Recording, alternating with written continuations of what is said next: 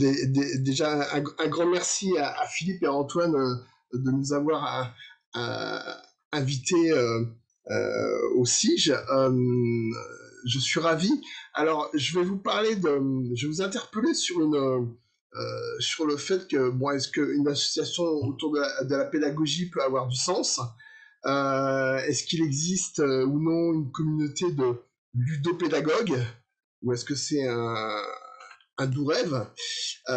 Moi, je m'appelle Thierry Sécu, je suis formateur indépendant, je suis ludopédagogue depuis 2013 et je crée des jeux sérieux, spécifiquement pour la formation professionnelle ou l'enseignement supérieur. Alors, j'ai un double cursus universitaire d'un côté avec dans les sciences de l'information et de la communication et puis dans l'informatique un DU sur l'apprentissage par le jeu, et puis j'ai commencé un doctorat en 2017 dans un contexte qui n'était pas approprié. Donc j'ai mis en suspens et je le reprendrai plus tard. Et d'un autre côté, j'ai un cursus du monde de l'entreprise avec un master spécialisé en gestion de projet, en management par projet. Donc j'ai un peu cette double expertise à la fois de formateur et à la fois d'expert. Donc la spécificité des formations que je donne, c'est qu'on a besoin d'experts très techniques sur lesquels il faut vraiment développer des compétences. Et en même temps, il faut engager des personnes sur des sujets qui ne sont pas forcément très faciles. Voilà. Et puis, en dehors de ça, je suis un ex-parisien qui est installé à Marseille. Alors, dans l'ensemble des formations, pour vous expliquer le contexte dans lequel je travaille, il y a tout un tas de domaines et j'interviens sur environ 80 programmes de formation différents qui vont de 2 à 5 jours. Et ce qu'on retrouve euh, de vraiment spécifique, c'est que il y a besoin de faire développer une expertise réelle, donc que ce soit dans les écoles d'ingénieurs, que ce soit dans la formation professionnelle. Il y a besoin de créer des expériences immersives hein, pour développer des compétences et pas simplement des connaissances. Les outils que j'ai commencé à utiliser, ben, c'est la ludopédagogie, mais pas seulement. Il y a toujours un aspect adaptatif, avec beaucoup de changements, avec une adaptation aux besoins. Et ça, c'est ce qu'on retrouve spécifiquement dans les approches agiles, des approches moi, sur lesquelles j'ai commencé à travailler dans les années 90. Alors, cette association qui s'appelle la Guilde des ludopédagogues francophones, son objectif, c'est de créer une communauté de ludopédagogues.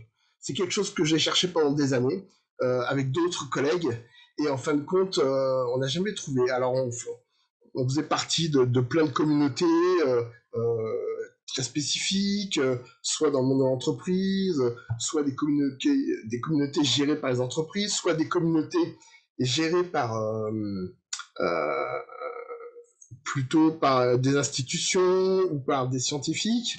Donc, on butinait un peu à droite à gauche, mais on n'avait jamais une vue d'ensemble. Et ça nous manquait parce qu'on n'arrivait pas forcément à se regrouper. Et il y a à peu près un an et demi, dans le cadre du DU Apprendre par le jeu de Julian Alvarez à l'ISP de Lille, euh, on a cette communauté qui a été très dynamique, qui était liée au diplôme, et on s'est aperçu que il y avait vraiment quelque chose à faire. Alors on a expérimenté pendant un an, on a mis en place des outils, et puis on a regardé comment ça se passait. Alors ça fonctionnait très bien pendant toute l'année du diplôme, et puis après à la fin du diplôme, tous les gens sont partis chacun de leur côté, et donc il est resté un noyau dur avec lequel qui est très dynamique, avec lequel il y a beaucoup d'échanges, il y a beaucoup de testing, il y a des gens qui sont venus se greffer au gré des rencontres. Alors des rencontres qui ont été facilitées, comme le disait Philippe, par l'aspect distanciel, parce que ça c'est important. Et en fin de compte, il y a un noyau qui a continué, et on s'est dit que pour que ce type d'initiative puisse fonctionner, il faudra la formaliser. il faudra la formaliser et l'association deviendra ce qu'en feront les membres actifs. Alors, deuxième objectif, c'est de faire connaître la ludopédagogie, une ludopédagogie qui repose sur des sources scientifiques, mais aussi sur les métiers du jeu. Voilà, qu'on ait vraiment les deux aspects, et de manière à ce qu'on puisse faciliter son utilisation à la fois dans le secteur public, dans le monde de l'entreprise, dans le secteur sportif, associatif, et de manière à ce qu'on fonctionne tous avec les mêmes éléments de base qui sont fiables, et qu'on ne se retrouve pas avec des débats d'idées sur de la terminologie ou sur des manières de faire où des gens pensent que, et puis en fin de compte en formation c'est pour ça qu'il y a des gens qui disent ah oui mais moi je pensais que, et voilà, donc il y a un vrai besoin de ce côté-là. Il y a tout un tas de publications scientifiques, de choses qui existent, mais en général le monde de l'entreprise, il n'y a pas trop accès. Alors, ceux qui ont envie d'y avoir accès, on propose que par le biais de cette communauté, on puisse trouver des moyens d'échange, des moyens de collaboration, etc. Alors, on a voulu cette association. Pourquoi une association? On a voulu qu'elle soit indépendante et ouverte, de manière à ce qu'elle puisse se structurer, puisse se positionner, puisse se développer à son propre rythme, sans conflit d'intérêts. Et puis qu'on puisse faciliter bien sûr les connexions entre le monde scientifique, le monde professionnel et les institutions. Alors c'est peut-être ambitieux, mais si à chaque fois on arrive à prendre nos briques de Lego et à les assembler pour en faire des grands édifices, eh bien ça sera tant mieux. Alors, ce qui caractérise un petit peu cette initiative, c'est le profil des membres qu'on a vu participer à cette communauté. Alors, on a à la fois des scientifiques, des professionnels du secteur ludique, des étudiants, des doctorants, des consultants, des enseignants, des ingénieurs pédagogiques, des formateurs, des coachs, etc. En fin de compte, c'est très ouvert et c'est cette ouverture qui permet d'avoir ces échanges vraiment très riches, sur lesquels on a toujours à apprendre de l'autre, et c'est ce qui nous a motivés jusqu'à maintenant. Alors, si on regarde globalement en quoi ça consiste cette association, on a des outils qui sont en place, qu'on utilise déjà depuis au moins un an et demi, on a un site web sur lequel on a euh, des, des informations de base, des ressources de base, avec beaucoup de sourcing, beaucoup de références à des, euh, à des publications et à des choses comme ça. L'objectif, c'est pas de mettre des articles de fond, c'est vraiment de mettre des synthèses pour dégrossir et après d'aller voir là où ça a été réellement expliqué, démontré. Voilà. Ensuite, on a un serveur Discord. Alors lui, il est très important. C'est une plateforme de communication interne avec lequel on peut tout faire. C'est ce qu'on avait avant sur les forums de discussion. On y retrouve les possibilités de discuter instantanément avec des personnes, de discuter autour de certaines thématiques, d'activer de la visio de groupe. Donc c'est vraiment l'outil à tout faire. C'est ce qu'on appelle une plateforme de com.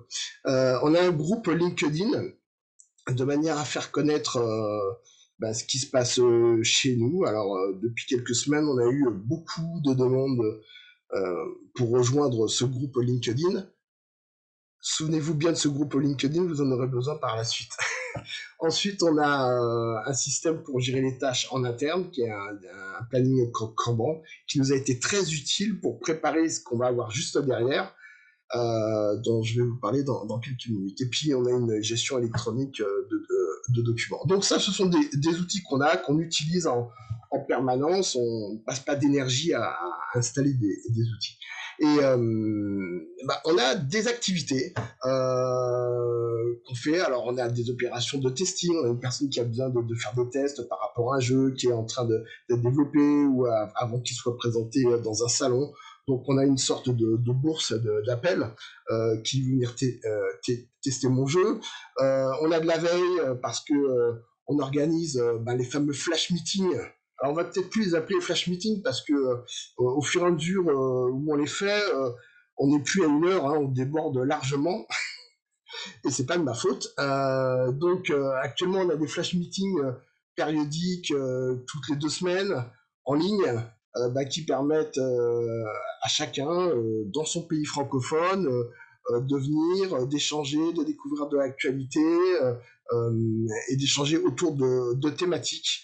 Et les thématiques elles sont proposées à l'avance ou alors même elles se font directement pendant les flash meetings. Donc c'est vraiment des rencontres orientées sur les membres, sur leurs besoins, sur leurs envies. Et puis, bon, tout ce qui est financement, c'est comme pour toute association, hein, ça peut être que par des adhésions ou par des dons. On participe aussi à des événements. Alors, aujourd'hui, on a le CIGE, on est vraiment très content. On aura le salon de la ludopédagogie à Istres euh, au mois d'octobre, dans lequel là, il y a différents membres qui vont venir et qui vont présenter une variété de, de jeux sérieux. Alors, des jeux sérieux euh, matériels, des jeux sérieux numériques, des jeux sérieux hybrides, avec une animation toute la journée. C'était vraiment le salon qui cadrait avec la discipline. Et puis, des projets sont en train d'émerger, notamment un sur éventuellement un ouvrage collectif autour de la ludopédagogie, qui serait avec un système de co-auteurs, à peu près une trentaine de personnes, sur lequel on aurait à la fois des scientifiques et des professionnels. Donc on retrouve vraiment la même philosophie que pour le CIGE. Et vraiment, on s'en réjouit parce que on est vraiment persuadé qu'il y a besoin de cette synergie entre ces deux mondes. Et d'ailleurs, il y a plein de personnes qui ont un pied dans un monde et un pied dans l'autre. Et puis, on réfléchit aussi à ce que pourrait être l'équivalent du manifeste agile, hein, mais le manifeste de la ludopédagogie. Alors, on a des grands débats. Peut-être même que ça sera un livrable de l'ouvrage collectif. Enfin, pour l'instant, c'est un projet. Euh, il risque de démarrer vite. En tout cas, voilà. Donc ça, c'est vraiment les éléments qu'on a de base. Alors, puis,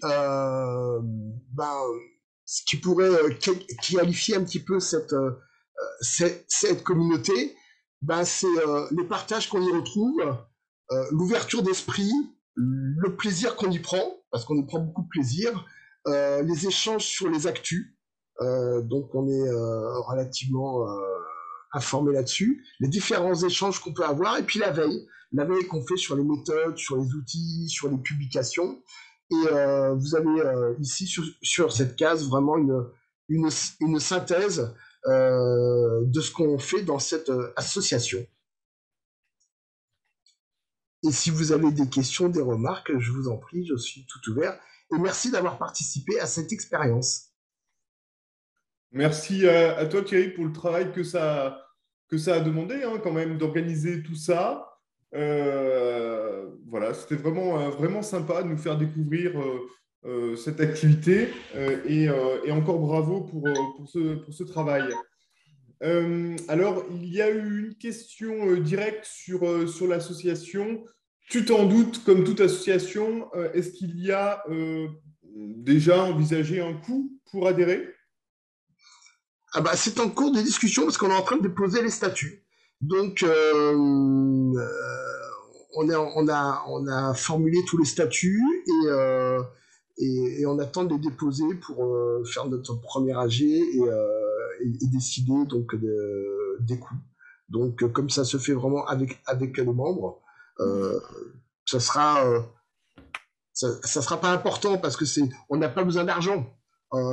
Si on a déjà des outils, on fait en sorte d'utiliser de l'open source, donc c'est pas une structure c'est pas une structure commerciale, donc c'est pas notre préoccupation à ce jour. Une deuxième question qui est arrivée, est-ce que tu peux nous expliquer rapidement le lien entre le site apprendreaveclejeu.com? Est-ce que c'est le site de l'association? Qu'est-ce que c'est? Voilà, exactement, parce que avant qu'on formalise le nom de la guilde des ludopédagogues francophones, depuis plus d'1 an, on avait cette communauté qui s'appelait apprendre avec le jeu.com. Et donc, c'est la trace historique du premier nom qu'on avait mis en place euh, et qu'on va peut-être changer, hein, puisque. Mais voilà, apprendre avec le jeu.com, c'est le premier nom historique.